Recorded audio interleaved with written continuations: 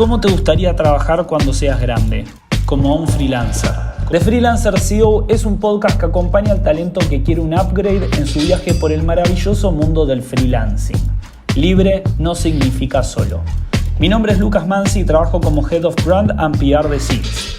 Bienvenidos y bienvenidas a un nuevo episodio de The Freelancer CEO. Para este episodio contamos con una invitada muy especial, Keren Castellanos. Keren es Headhunter, HR Influencer y actualmente Senior Consultant Finance y HR en Robert Walters. Hola Keren, bueno, bienvenida, muchas gracias por sumarte a The Freelancer CEO. Buenos días, Lucas. Estoy muy agradecida por la invitación, así que encantada de compartir con ustedes y todos los seeders y las personas que escuchan todo lo que pueda, ¿no? Todo lo que esté en mí. ¿Podrías contarnos un poco más sobre tu recorrido profesional? Sí, por supuesto. Bueno, te cuento, yo soy colombiana, tengo 13 años de estar viviendo en Chile, así que a estas alturas yo siempre bromeo y digo que soy chilombiana. Soy profesional en negocios y finanzas internacionales, lo que en Chile es ingeniería comercial. Partí mi carrera post universidad en el área de finanzas, más en la parte más administrativa y más dura. Y en el año 2015, yo siempre digo, yo no busqué mi oficio me encontró, alguien me contactó para trabajar como headhunter, entré sin saber de qué se trataba y la verdad es que me encantó, hice un match tremendo porque me encanta los negocios, esto tiene un componente comercial importante y me encanta conectar con personas y aportar valor.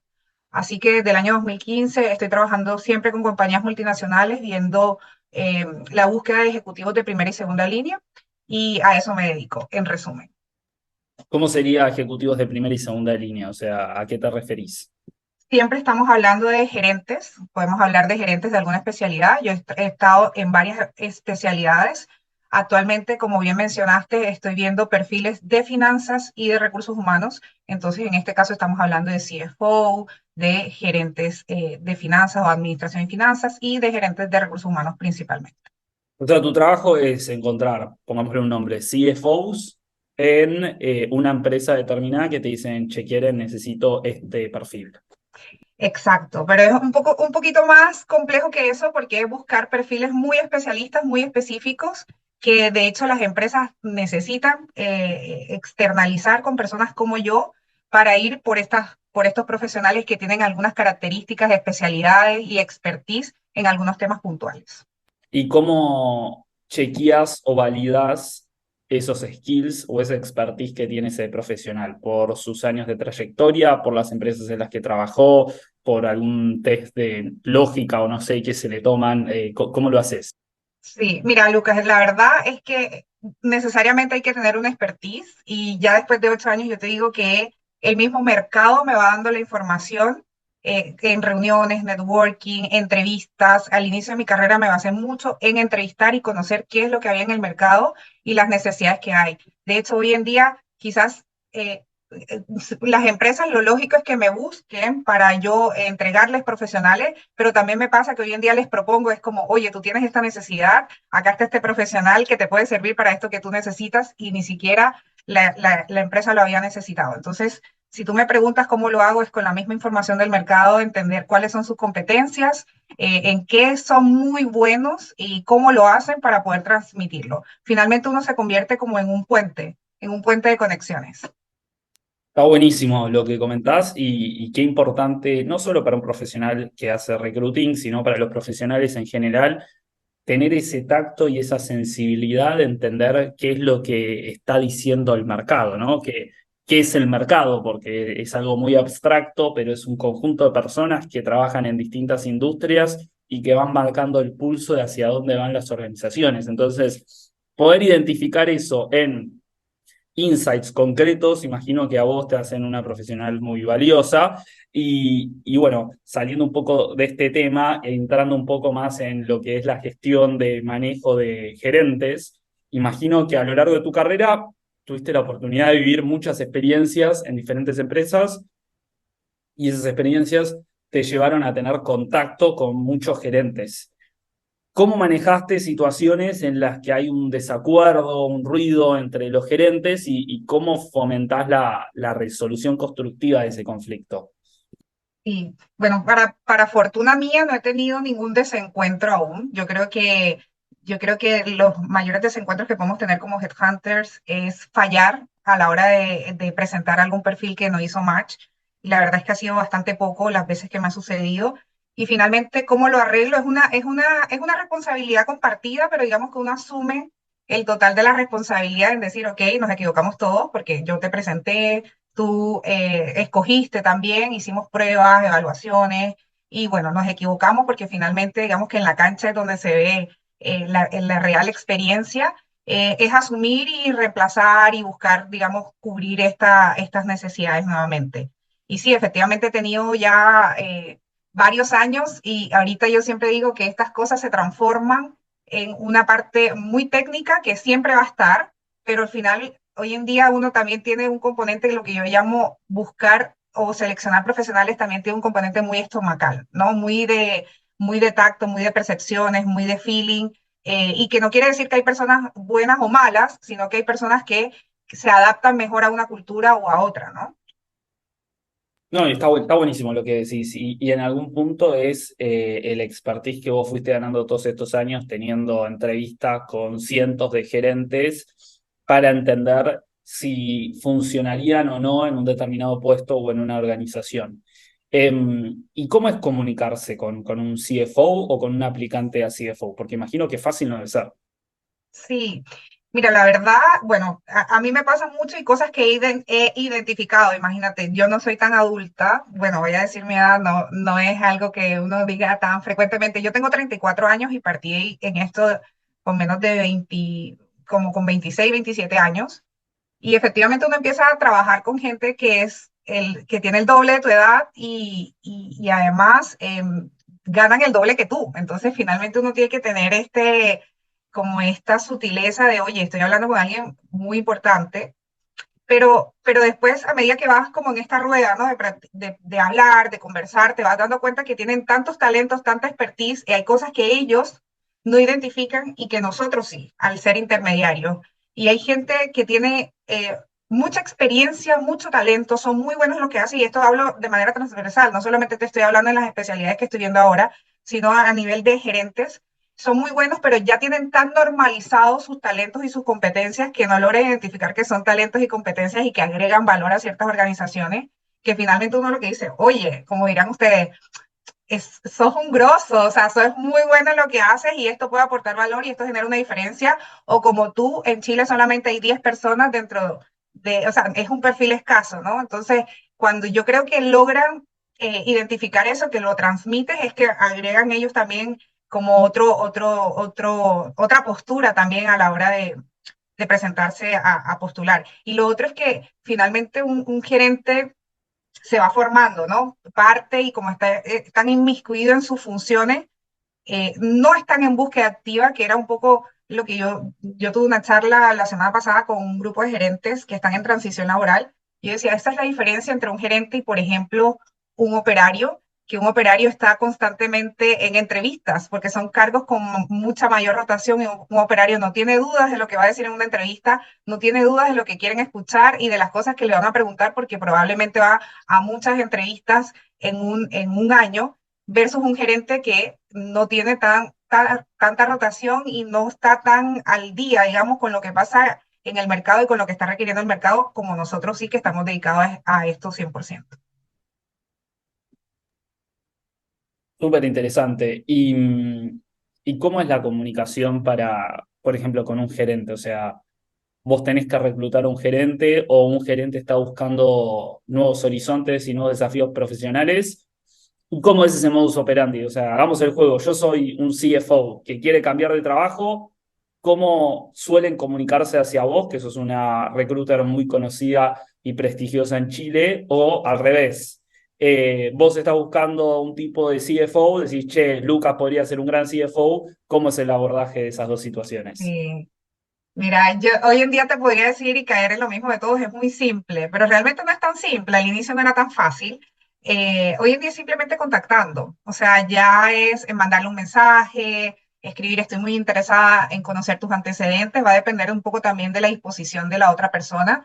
A mí me escriben muchísimo, yo tengo que y confieso, uno de los grandes dolores y las quejas que hay es, oye, no me contestaste un mensaje, no me diste feedback, y trato humanamente de poder responder, pero por ejemplo, a veces tengo 500 solicitudes, estoy tratando de, me dejo un espacio el día viernes para contestar, pero básicamente, Lucas, si yo quisiera contactarte es, hola Lucas, ¿cómo estás? Me interesa mucho tu perfil de marketing, necesito una persona como tú o uno de mis clientes está muy interesado en un perfil como el tuyo, conversemos para ponernos en contexto, alinearnos y ver si lo que tengo para ofrecer podría resultar interesante o no.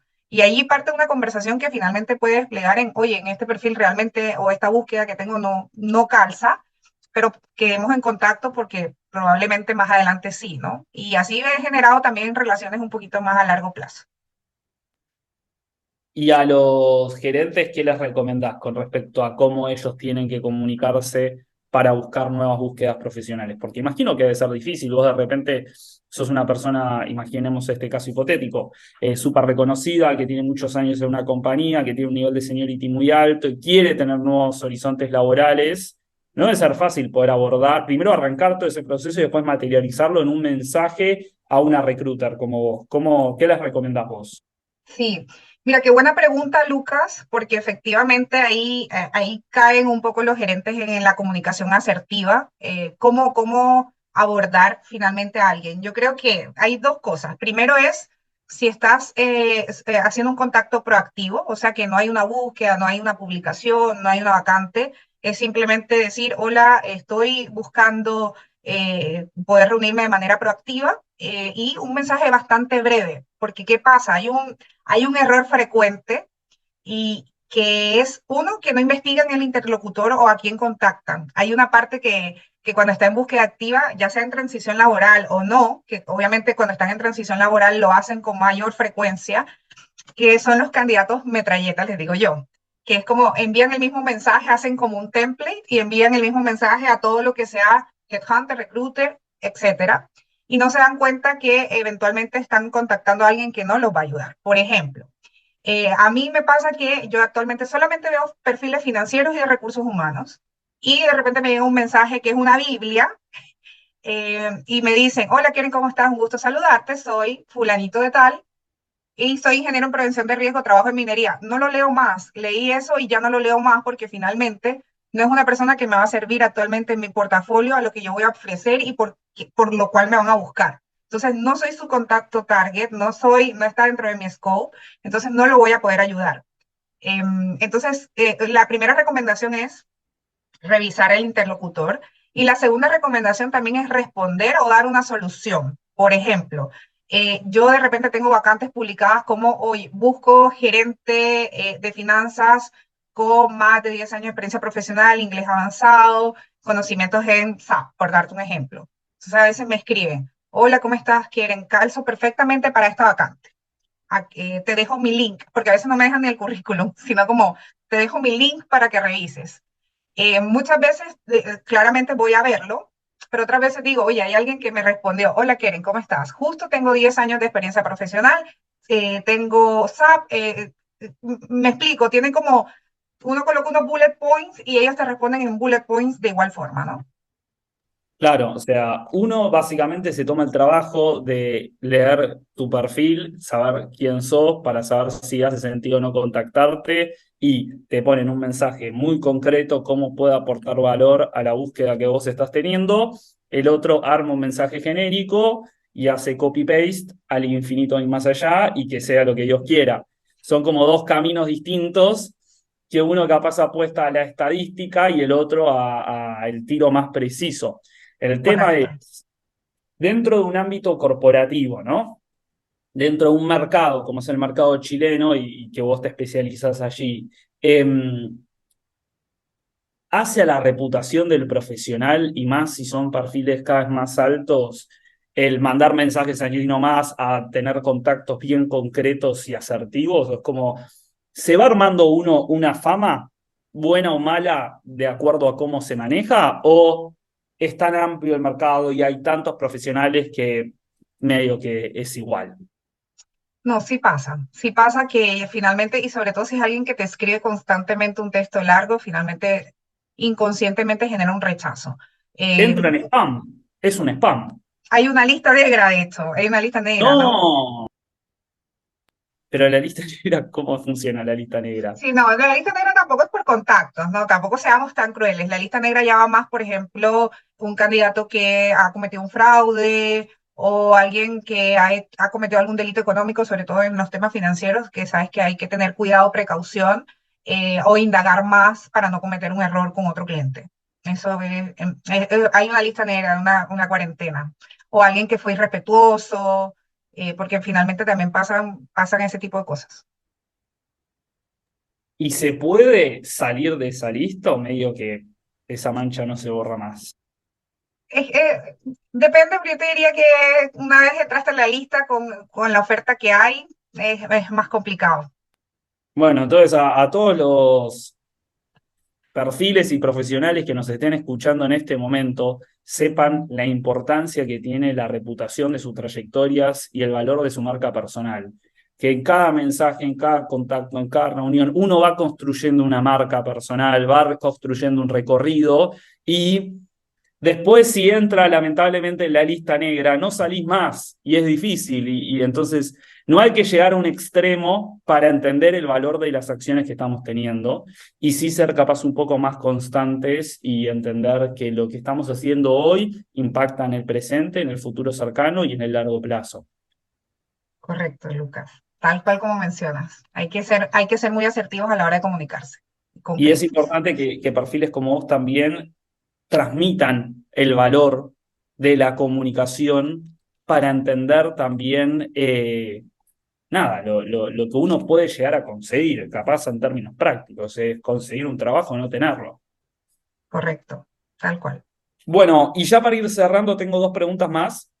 Ujú. La gestión del tiempo es fundamental en las reuniones. De hecho, yo te pedí disculpas porque hoy ingresé un poco más tarde y te dije, vamos a hacer 35 minutos más, no quieren y no te quiero sacar más de ese tiempo.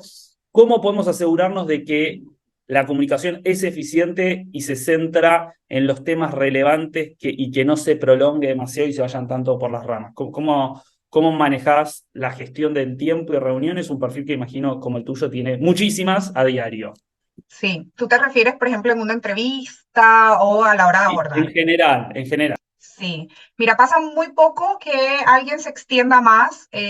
Yo creo que es importante respetar los tiempos. Por ejemplo, yo cito a una persona, un profesional, en mi oficina a cierto horario. Cuando se atrasan 15 minutos, son 15 minutos menos que tenemos del tiempo programado, porque finalmente, como bien dices tú, es un poco la gestión del tiempo y vamos a tener que resumir o tratar de conseguir la información que tengo que tener en ese tiempo. Así que es como un juego, ¿no? Es como, ok, tenemos, por ejemplo, 45 minutos versus 30 minutos y me toca en algunos casos poner freno. Un momento, por favor, es que me interesa identificar esto primero, cómo lo hiciste, por qué lo hiciste. Yo sí recomiendo, por ejemplo, que los profesionales busquen asesoría. Nosotros no damos asesoría porque no es nuestro foco, damos asesoría más al cliente como empresa, pero sí recomiendo que los profesionales se asesoren porque muchas veces tienen muy buenas rachas, pasan de un trabajo a otro sin postular. Después de 15 años se quedan sin trabajo por primera vez, sobre todo ahorita cómo está la economía, y no saben ni siquiera cómo se hace un currículum. No tienen respuestas para algunas preguntas, aunque parezca absurdo, es como, ¿por qué hiciste eso? ¿Cómo lo hiciste? O sea, tenían tan normalizado, tan mecanizadas sus funciones que no tienen respuestas. Entonces es importante que tengan construido también su trayectoria y su diálogo y que lo tengan muy claro ellos a la hora de poder transmitirlo también. Hay gente que ha quedado fuera de procesos que finalmente eran muy buenos porque no supieron transmitir.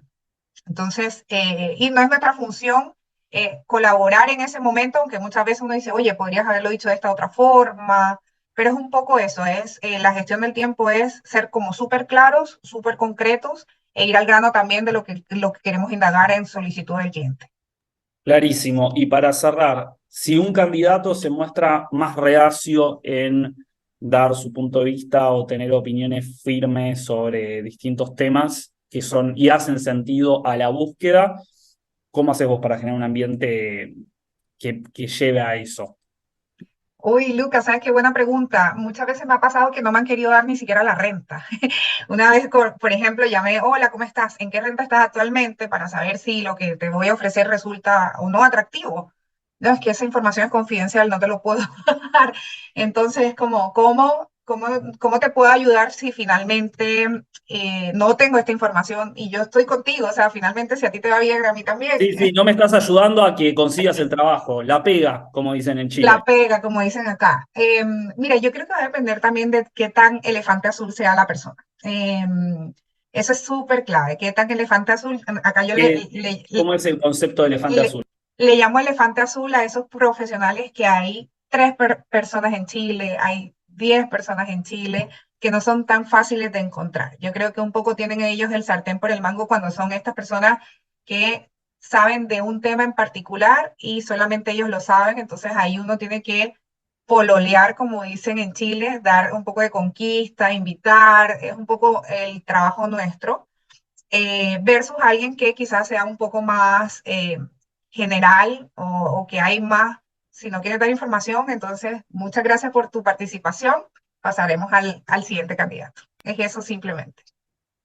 Quieren castellano, es HR influencer, es headhunter, es una profesional muy prestigiosa en el ámbito de los recursos humanos o gestión de personas en Chile y actualmente es Senior Consultant Finance de Robert Walters. Quieren, muchísimas gracias por haber pasado por The Freelancer CEO. Para nosotros es un placer charlar y conversar con vos y que nos hayas brindado todos estos insights tan interesantes. Para mí, Lucas, un placer. Estoy súper agradecida por la invitación, la consideración y encantada de compartir este tema. Hasta la próxima, gracias. Un beso. Chao, chao. Muchas gracias por acompañarnos hasta acá. The Freelancer CEO by Seeds busca acompañarlos a dar el salto para convertirse en dueños de su propio talento. Los invitamos a conocer más sobre Seeds en nuestro sitio web www.weareseeders.com/The Freelancer CEO. Los esperamos en nuestro próximo episodio. Nos vemos.